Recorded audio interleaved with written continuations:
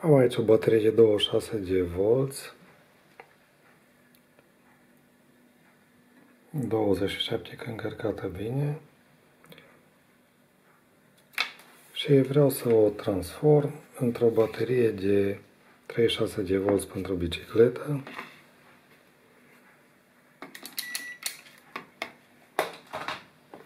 Cum o să fac treaba asta? Păi, am desfăcut un pic și am văzut că are un modul de încărcare și protecție a bateriei și din ce am văzut eu aici, are lipsă 3 fire care ar duce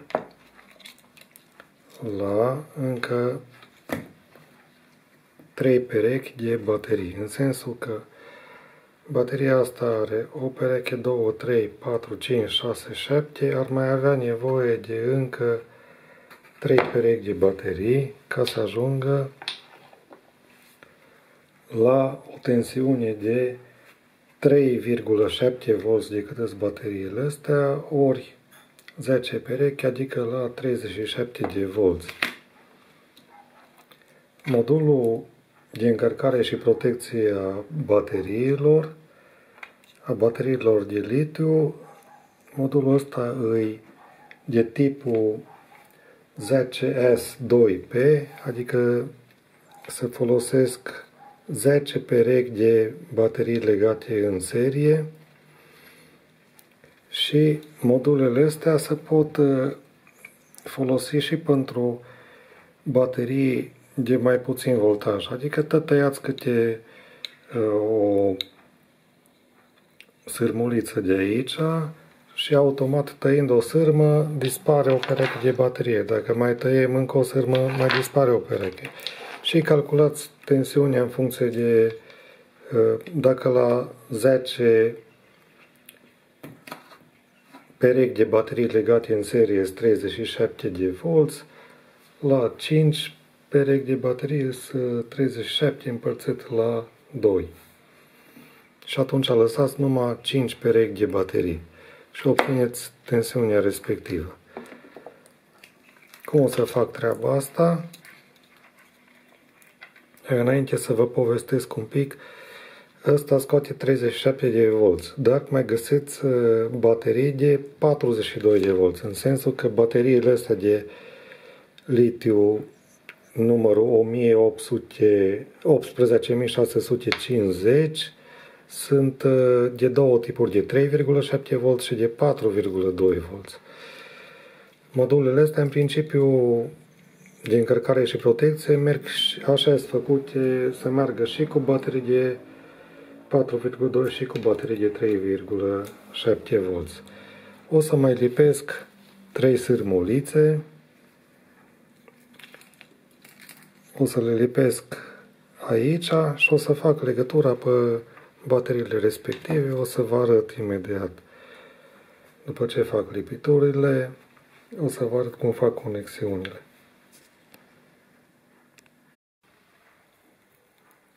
Cam asta am făcut până acum.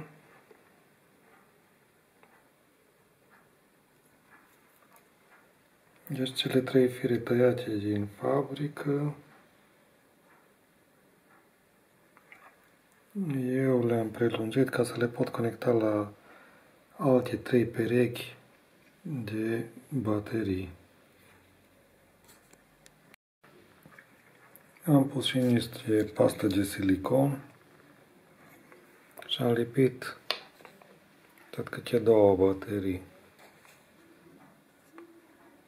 Acum o să le așez. Dacă am început cu minus de aici, minus, plus, minus, plus, minus, plus, minus, urmează plus, următoarea minus, plus, minus.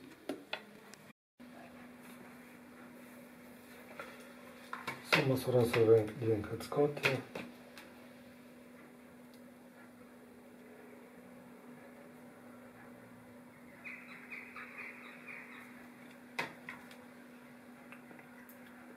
35,9. Ceva nu e în regulă. Ar trebui să avem 37 ori 10, cel puțin 37 de volți.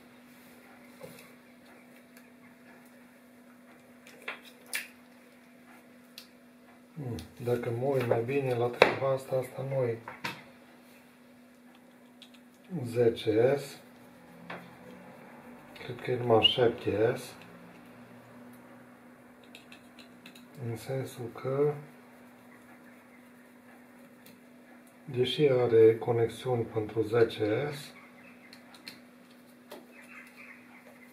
cred că pe ceva pe placa electronică lipsește.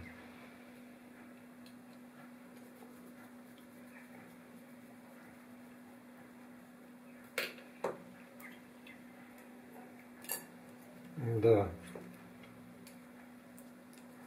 Deci are lipsă tranzistorii și integratele pentru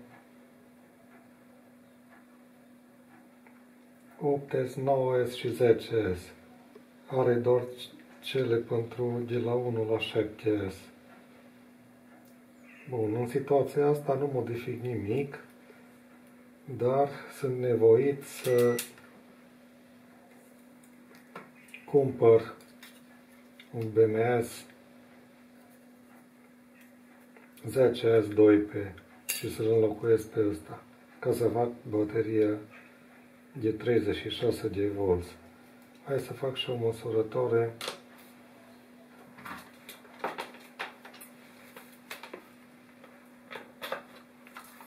Să deconectez pozitivul, firul pozitiv de la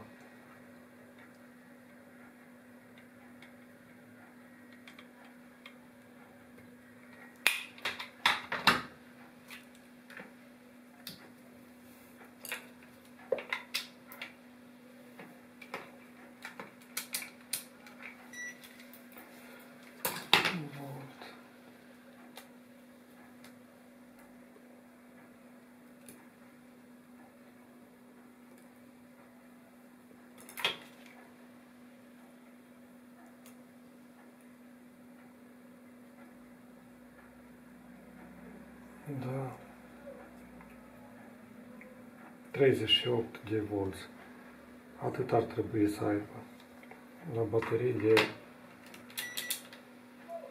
3,7 volți, 38. Atunci, adăugând un BMS